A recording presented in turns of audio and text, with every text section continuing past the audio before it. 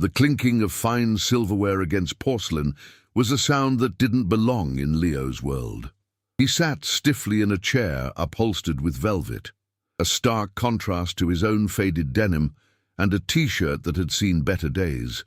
The restaurant buzzed with the low hum of quiet confidence, a symphony of wealth and ease that made his own anxious heartbeat feel like a frantic drum solo. He smoothed down his worn jacket for the 10th time, his palms sweating as he rehearsed a charming opening line in his head. Hope was a fragile, fluttering thing in his chest, a desperate wish that for once someone might see past the worn-out exterior to the gentle heart beating beneath. He was a good man, he knew it, but in a place like this, he felt entirely invisible. Her arrival was like a scene from a movie. A woman with hair like spun gold and a dress that probably cost more than his rent for 3 months paused at the entrance, her eyes scanning the room. When her gaze finally landed on him, a polite, practiced smile was already in place. But as she drew closer, the smile faltered, freezing into a mask of thinly veiled disappointment. Her eyes, sharp and analytical, did a swift, brutal inventory of him. From his scuffed shoes to his nervous posture and the soft roundness of his frame, the warmth in her expression vanished, replaced by an icy appraisal that made Leo feel like an item on a clearance rack that she had accidentally picked up, only to realize its flaws under the bright lights. The rejection was not loud, but it was surgical in its cruelty. She didn't even sit down, leaning in just enough for him to smell her expensive perfume. She whispered a few words that sliced through the restaurant's ambient noise and struck him directly in the heart. The words were about his weight, about his clothes, about the clear and obvious fact that he didn't belong. Each syllable was a hammer blow against his already fragile self-esteem. He felt a hot flush of shame creep up his neck, the blood roaring in his ears. It was as if a spotlight had suddenly illuminated his table, exposing him and all his insecurities for the entire world to see. He could only nod, unable to form a response as his world crumbled around him. She turned and walked away without a backward glance, her heels clicking a sharp, dismissive rhythm on the polished marble floor. The sound was a final punctuation mark on his public humiliation. Leo sat frozen, the ghost of her perfume and the sting of her words hanging in the air. He felt the weight of 100 imagined stares, each one burning a hole in his soul. But across the room, one pair of eyes was not judging. From a small, cozy table, a woman named Sarah watched the exchange, her compassionate gaze holding a deep, knowing sadness. She gently placed her hand on her young son's shoulder, her expression a mixture of empathy and a flicker of something else, a quiet, resolute anger at the casual cruelty she had just witnessed. Defeated, Leo finally moved, his body feeling heavy and foreign. All he wanted was to escape, to run back to the safety of his small apartment where the world couldn't hurt him. He fumbled for his thin wallet, preparing to leave this place that had promised a new beginning but had only delivered a familiar, bitter end. He was so consumed by his own pain that he didn't notice the woman from the other table rising from her seat. He thought the night had already delivered its final, crushing verdict on his worth. He couldn't have known that the most important moment of his life wasn't the rejection he had just endured, but the quiet footsteps that were now making their way toward his table. As Leo reached for his wallet, his fingers felt clumsy and disconnected from his brain. The simple act of retrieving a few dollars felt monumental, a final, shameful transaction in a place where he clearly didn't belong. The weight of the woman's words pressed down on him, a physical force that made his shoulders slump and his chest ache. He imagined every patron in the restaurant was watching him, their whispers weaving a tapestry of his failure. He was the charity case, the punchline, the man who dared to dream above his station and was swiftly put back in his place. All he wanted was to dissolve into the shadows, to erase the memory of her disdainful eyes and the cold, precise cruelty of her voice. The vibrant, elegant restaurant had become a courtroom, and he had been judged and found wanting. Just as he was about to signal a waiter, a small crash from the adjacent table cut through his haze of misery. He glanced over and saw that the little boy, Sarah's son, had knocked over a tall glass of bright red juice. The liquid spread rapidly across the white tablecloth, a crimson stain that seemed to bloom in slow motion before dripping onto the polished floor. The boy's eyes widened in horror, his face crumpling as he looked up at his mother, clearly anticipating a scolding. Sarah was quick to reassure him, but the damage was done. A nearby waiter shot the table a look of undisguised annoyance before turning his attention to a more important-looking party. For a moment, the small domestic disaster hung in the air, a tiny island of chaos in the sea of calm sophistication. Leo's first instinct was to ignore it. It wasn't his problem. His own heart was a gaping wound, and he had no emotional energy to spare for a stranger's spilled drink. Leaving was his priority, escaping the suffocating atmosphere of judgment that clung to him like a shroud. He could be gone in 30 seconds, melting back into the anonymity of the city streets where no one knew his name or cared about the fit of his clothes. Why should he intervene? The world had just shown him its sharpest edges, proving that kindness was a currency he couldn't afford. A bitter, resentful voice in his head urged him to get up and walk away, to let them handle their own mess. It was the logical choice, the self-preserving choice. But as he looked at the boy's trembling lower lip, something inside him shifted. He saw not a clumsy child, but a small person terrified of being seen as a failure, of having made a mistake that drew unwanted attention. It was a feeling he knew all too well, a miniature echo of the colossal humiliation he was currently enduring. To turn his back on that child's fear felt like turning his back on himself. It felt like agreeing with the world's harsh verdict, that people who make mistakes, who are imperfect or don't fit in, deserve to be left alone in their shame. In that split second, a quiet but powerful resolve settled over him. He would not let his own pain turn him into the kind of person who walks away. Pushing his chair back, Leo stood up, his movements deliberate. He didn't walk toward the exit. Instead, he approached Sarah's table. He offered the boy a small, gentle smile, a silent message of understanding that bypassed the mother entirely. "Hey, that happens to the best of us," he said, his voice softer than he expected. He grabbed a handful of clean, folded napkins from a nearby service counter and knelt down, his worn jeans pressing against the cold floor. Without waiting for a response, he began to soak up the sticky puddle, his large hands working carefully. It was a simple, humble act, a quiet refusal to let bitterness win, a choice to offer a small drop of kindness in an ocean of hurt, completely unaware that the woman watching him owned the very ground he was kneeling on. Sarah watched, momentarily frozen, as this man, who had every reason to be bitter, knelt on the floor to clean up her son's mess. His large frame, the very thing his date had scorned, was now a shield of kindness, protecting her child from embarrassment. She felt a profound wave of respect wash over her, a feeling so strong it almost brought tears to her eyes. "Please," she said, her voice gentle but firm, causing him to look up. "You don't have to do that." She offered a hand to help him up, her touch warm and steady. "Why don't you join us? I'd like to properly thank you." Leo hesitated, the sting of his earlier humiliation still fresh. He felt like a charity case, but the sincerity in her eyes was undeniable.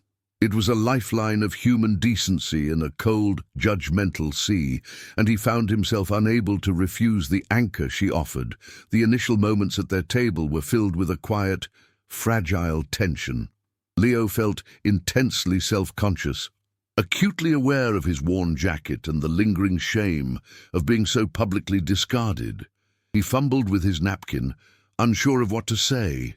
It was the little boy, Daniel, who finally shattered the silence. "Thank you for helping with my juice," he whispered, his big brown eyes looking up at Leo with sincere gratitude. "Are you a superhero?" The innocent question was so unexpected that Leo let out a genuine, rumbling laugh. The first real sound of joy he'd made all evening. "Not quite, little man," he replied, a warm smile finally reaching his eyes. "I'm just good at cleaning up messes." Sarah watched the exchange, a soft smile playing on her lips as she saw the kind, gentle soul within him emerge from behind the wall of his pain. As a waiter discreetly cleared the mess and brought them fresh drinks, Sarah guided the conversation with a gentle hand. She didn't mention the woman who had left him, nor did she offer hollow platitudes of pity. Instead, she asked about him, about the life that existed beyond this one painful moment. Leo, surprised by her genuine curiosity, found himself opening up in a way he rarely did with strangers. He spoke of his modest job at a local library, his passion for restoring old, forgotten books, and the quiet satisfaction he found in bringing stories back to life. He described the smell of aging paper and leather, binding with a poet's heart. Sarah listened, her gaze never wavering, making him feel as though his small, quiet life was a fascinating story worth hearing, transforming his insecurities into points of unique and gentle strength. A comfortable warmth settled over their table, creating an intimate island in the bustling restaurant. Leo found himself laughing, truly laughing, as Daniel recounted a silly story about his day at school. He felt a sense of belonging that was starkly different from the hopeful, anxious performance he had been prepared to give his date. This was real. This was effortless.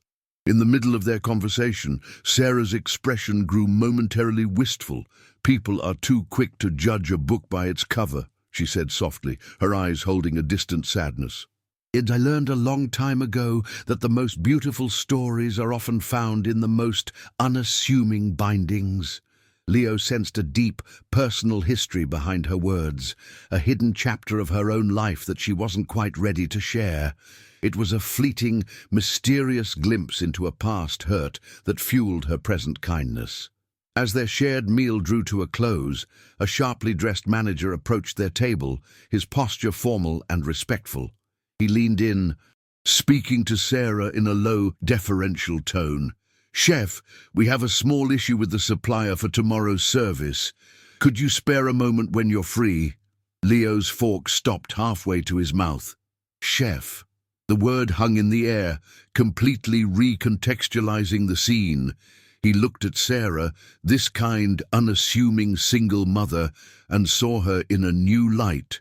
Her calm nod to the manager held an easy authority, a quiet command that rippled through the restaurant's hierarchy. The woman who had offered him a seat out of compassion was not just another diner.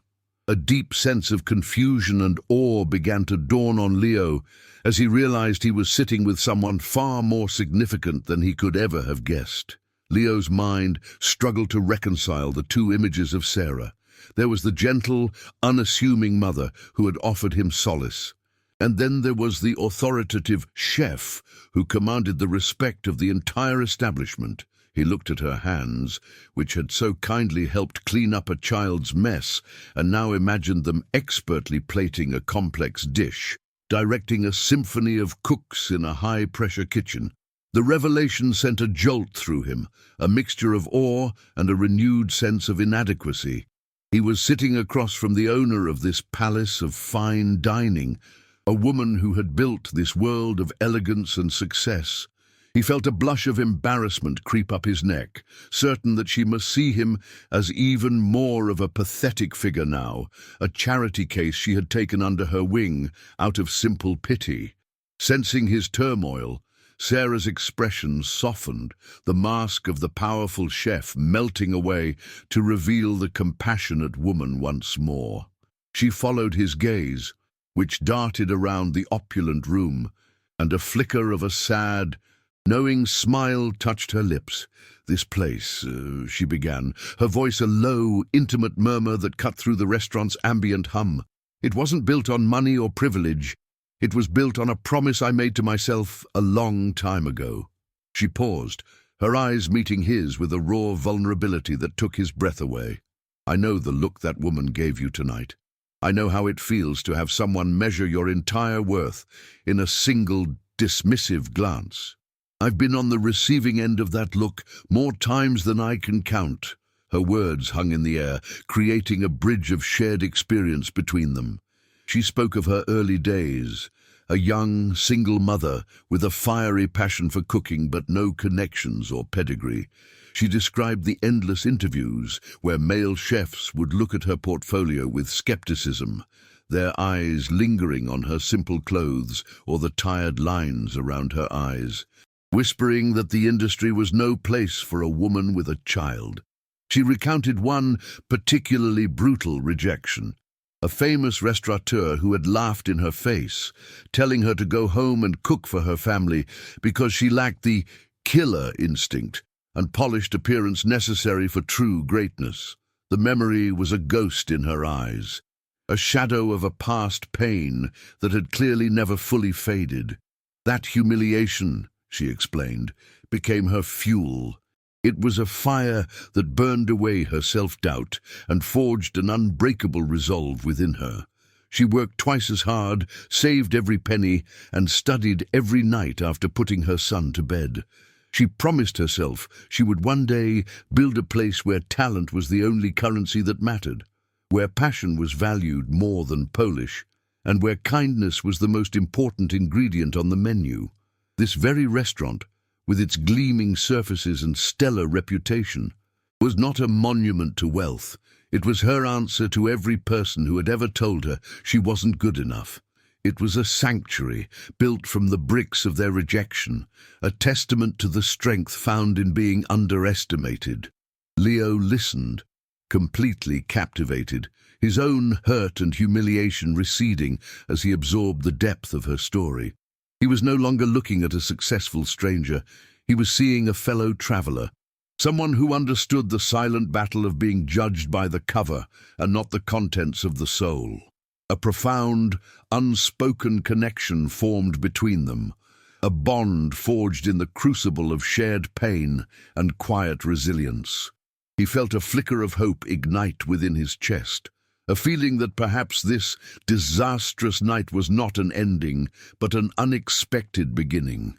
But what he could not possibly know, as he looked into the eyes of this incredible woman, was that fate was about to weave their stories together in a way that would change both of their lives forever.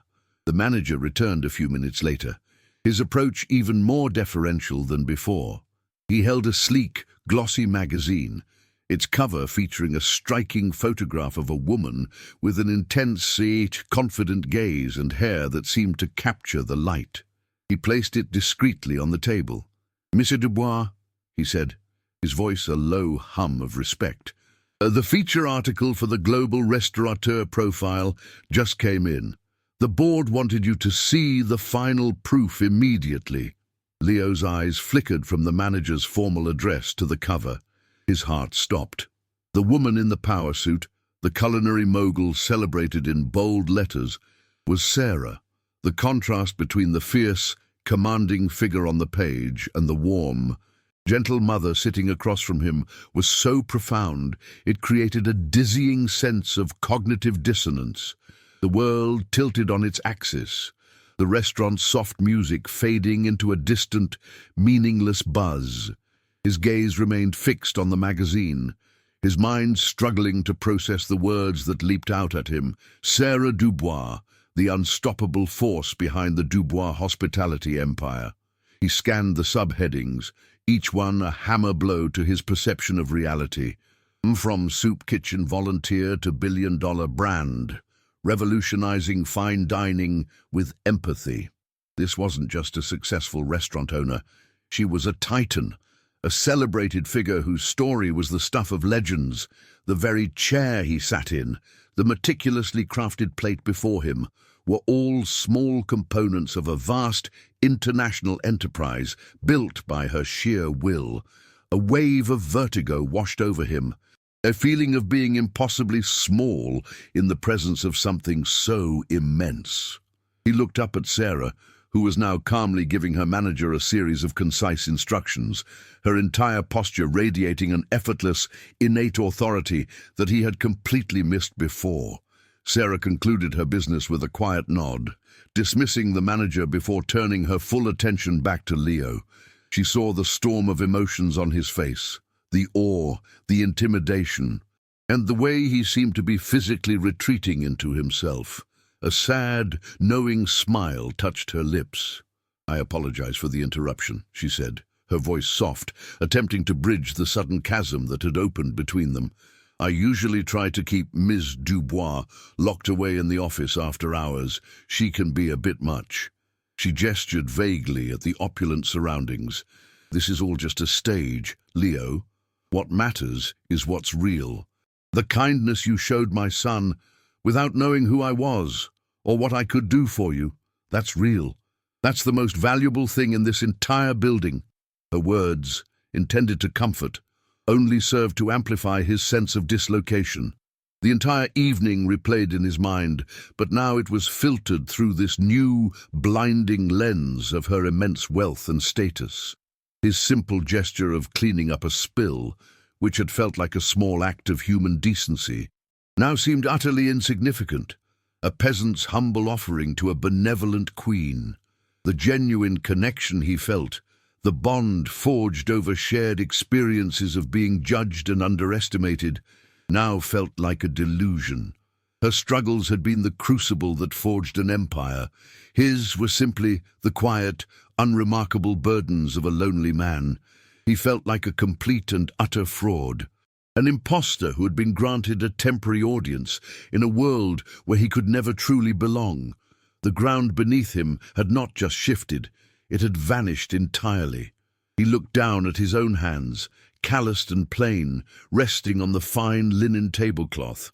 He was Leo, the library assistant who repaired broken book spines. She was Sarah Dubois, the mogul who built kingdoms of glass and steel. The world had not just turned upside down, it had inverted itself in a way that left him breathless and lost. The initial humiliation from his failed date felt like a simple paper cut compared to this deep, existential wound. This wasn't the sting of rejection, it was the crushing weight of insignificance. He had been seen, yes, but by someone so far above him that her gaze felt less like acceptance and more like a form of detached, benevolent observation. The hope that had begun to bloom in his chest withered instantly, replaced by the cold, hard certainty that he was completely and hopelessly out of his depth. The warmth and connection that had bloomed between them vanished in an instant, replaced by a cold, numbing shock. Leo's posture, which had softened and relaxed in Sarah's company, became rigid once more. He slowly pulled his hands back from the table, as if the fine linen might burn him. He could no longer meet her eyes. The kind, empathetic woman who had shared her struggles was gone, replaced by the imposing figure of Ms. Dubois, a titan of industry whose life was a galaxy away from his own. The restaurant, which had briefly felt like a sanctuary, transformed back into a foreign, hostile territory.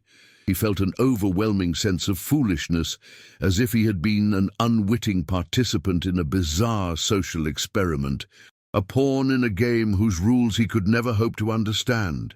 The chasm between their worlds felt absolute and insurmountable. He finally found his voice, but it was a stranger's voice, devoid of the warmth it held just moments before. It was clipped, cold, and laced with a bitterness that surprised even himself. "So, what was this?" he asked, his gaze fixed on a point just over her shoulder. Was this some kind of test? A little charity project for the evening? He pushed the glossy magazine away with the back of his hand, the smooth paper feeling slick and alien beneath his skin. Every kind word she had spoken, every shared moment of vulnerability, now felt tainted, recalculated through the lens of her immense wealth. He saw her compassion not as a genuine gift, but as a form of condescending pity, a benevolent gesture from a queen to a pauper. The humiliation from his date was a simple sting. This felt like a deep, systemic poisoning of his spirit. Sarah's face fell, her gentle expression clouding over with a genuine, palpable hurt. She was visibly stunned by the sudden wall he had erected between them. "Leo, please, it wasn't like that at all," she began, her voice soft, but now strained with a desperate need to be understood. "I saw what that woman did to you. I saw a good person being treated with casual cruelty, and I remembered how that feels." She reached her hand across the table, an instinctive gesture of connection, but he recoiled as if she were about to strike him. The small, sharp movement was a rejection more brutal than any insult. Her wealth had become a curtain of fire, retroactively incinerating the fragile bridge they had started to build. To him, her empathy was no longer a shared experience. It was the detached sympathy of the powerful for the weak. With a sharp, scraping sound that drew glances from adjacent tables, Leo pushed his chair back and stood up. The noise was a violent interruption to the restaurant's calm symphony, a reflection of the discord that now screamed between them. "I don't need your pity, Mrs. Dubois," he said, weaponizing her formal title to drive the wedge deeper. "I appreciate the gesture, but I was fine on my own." His face was a stoic mask, a fortress of wounded pride built to conceal the trembling insecurity within. He fumbled in his pocket and pulled out a few crumpled bills, placing them on the table to cover his drink. It was a pathetic, defiant act, a desperate attempt to assert his independence in a world where he felt completely and utterly insignificant. Without another word, he turned his back on her, ignoring the confused, sad eyes of her son Daniel. He walked toward the exit, his stride stiff and deliberate, never once glancing back. He left Sarah sitting alone, the magazine a silent, glossy testament to the life that had so suddenly and completely overwhelmed him. The intimate bubble they had created was gone, leaving behind a cold, empty space filled with misunderstanding and pain. Sarah watched him leave, her heart aching with a profound sadness rather than anger. She understood pride. She knew it was the armor of the deeply wounded. Yet, that understanding did nothing to soothe the sting of his rejection. The gap between them, once bridged by shared humanity, now seemed like a vast, uncrossable canyon carved out by his pain. As the heavy doors swung shut behind him, the unspoken question remained, hanging in the air like an unresolved chord. Could this profound connection be salvaged from the wreckage of pride, or was it destined to become just another ghost in the city of broken things? The cold night air did little to cool the hot shame burning in Leo's chest. He walked for several blocks, the rhythmic sound of his worn shoes on the pavement, a metronome counting out his regrets. The initial, bitter pride that had fueled his escape began to crumble, leaving behind the raw, aching truth of his actions. He had been so consumed by his own wound that he had inflicted a similar one on the only person who had shown him genuine kindness. Sarah's story echoed in his mind, a tale of being judged and dismissed. He had just done the exact same thing to her, judging her compassion through the distorted lens of her success, dismissing her sincerity because of his own deep-seated feelings of inadequacy. He had allowed his own pain to turn him into a mirror image of the cruelty he despised, and that realization stopped him dead in his tracks, a far heavier weight than any insult about his appearance. A profound sense of loss washed over him, a feeling far deeper than the sting of his date's rejection. He hadn't just lost a potential connection, he had betrayed a fundamental part of himself. The man who knelt to clean a child's mess, who acted from a place of simple empathy, had been silenced by a chorus of his own insecurities. He turned around, the distant warm glow of the restaurant calling to him like a lighthouse in his personal storm. The walk back was a pilgrimage of penance. Each step was a conscious decision to dismantle the fortress of pride he had so hastily constructed. He wasn't returning for a second chance at a relationship, or for any opportunity her status might afford. He was returning because his integrity demanded it. because he needed to look her in the eye and apologize for letting his own brokenness tarnish something so pure and real. He pushed open the heavy glass door, the familiar chime sounding different this time, less like an announcement and more like a gentle summons. The restaurant was much quieter now, the last of the evening's patrons having departed. He saw her immediately, still at their table, a solitary figure in the vast, elegant room. Little Daniel was asleep, his head resting peacefully in her lap as she gently stroked his hair. She looked up as he approached, and he saw no anger in her eyes, only a deep, weary sadness that pierced him to the core. All his rehearsed words, all his carefully constructed explanations, dissolved in the face of her quiet sorrow. He stood before her, stripped of all pretense, a man who had come to admit he had been profoundly and completely wrong, feeling more exposed and vulnerable than he had at any point during the entire evening. "I'm so sorry," he began, his voice barely a whisper, yet it carried across the silent room. "What I said, how I acted, it was inexcusable." He took a breath, forcing himself to meet her gaze. "It wasn't your success that scared me, it was my own failure. When I saw who you were, all I could see was how small I felt. You were the only person who saw something good in me tonight, and I repaid that kindness by throwing my own pain back at you." His voice cracked with emotion. "I let my pride make me just as cruel as the woman who walked away from me, and that is not who I want to be." The confession hung in the air between them, a raw and honest offering, a plea not for a new beginning, but simply for understanding. Sarah listened to every word, her expression slowly shifting from sorrow to a deep, knowing empathy. A single tear traced a path down her cheek, but it was not a tear of sadness. When he finished, a soft, luminous smile touched her lips, erasing the last shadows of the evening's pain. She reached across the table, her hand open in a silent invitation.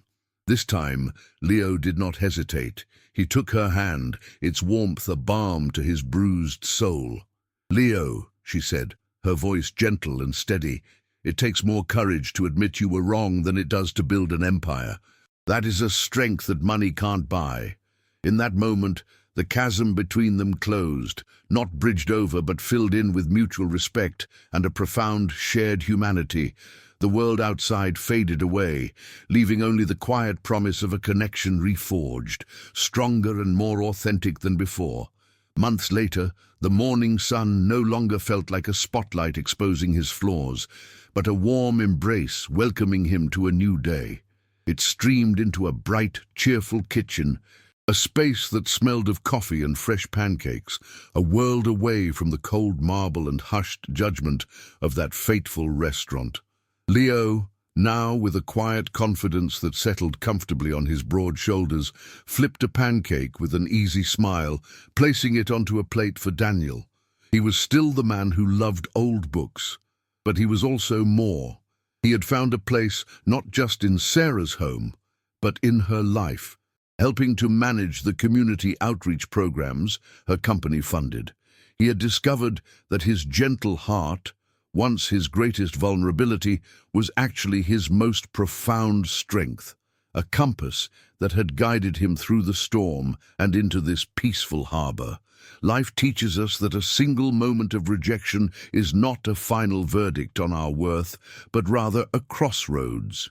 For Leo, the cruel words of a stranger, which felt like the closing of a door, were in fact a divine redirection, guiding him toward a path he was always meant to walk. It is a profound truth that sometimes what appears to be a devastating setback is merely the universe clearing the way for a greater blessing. He learned that self-worth is not something granted by the fleeting approval of others, but a quiet, unshakable truth that resides within. It is the steady light of your own soul, waiting patiently for you to recognize its glow, a light that no amount of external darkness or judgment can ever truly extinguish. The world is often too quick to judge the cover of a book, discarding stories of immense beauty simply because the binding is worn or unassuming. Sarah had built her entire life, her entire empire, on the principle of looking deeper, of understanding that the most extraordinary treasures are often hidden in the most ordinary of packages. Her success was not a testament to ruthless ambition, but to a radical form of empathy, the ability to see the hero in the humble, the strength in the gentle, and the king in the kind. Their story serves as a powerful reminder that true value is invisible to the eyes clouded by prejudice, but it shines with unmistakable clarity to a heart that is open, compassionate, and willing to see the magic in what others overlook. How often do we miss our own miracles because they don't arrive in the grand, cinematic way we expect? How many potential soulmates or lifelong friends do we pass by because their exterior doesn't match the narrow checklist we carry in our minds? Leo's journey is a testament to the power of a single, compassionate glance in a world that is often too busy to care. If this story of an unexpected connection and the triumph of inner worth resonated with your heart, consider sharing its message. It may be the very thing someone needs to hear today to remind them that they are worthy of being seen, not for what they appear to be, but for the incredible person they truly are. The final frame of their new life was not one of opulent success, but of simple, profound peace. In the golden light of a late afternoon, Leo sat under a sprawling oak tree. Daniel nestled beside him, captivated by a story from an old, well-loved book. Sarah watched them from a short distance, a soft, contented smile on her face, her hand resting gently on Leo's shoulder. There were no more secrets, no more walls of pride, only an easy, unspoken understanding that flowed between them. Their hands found each other, fingers intertwining in a silent promise.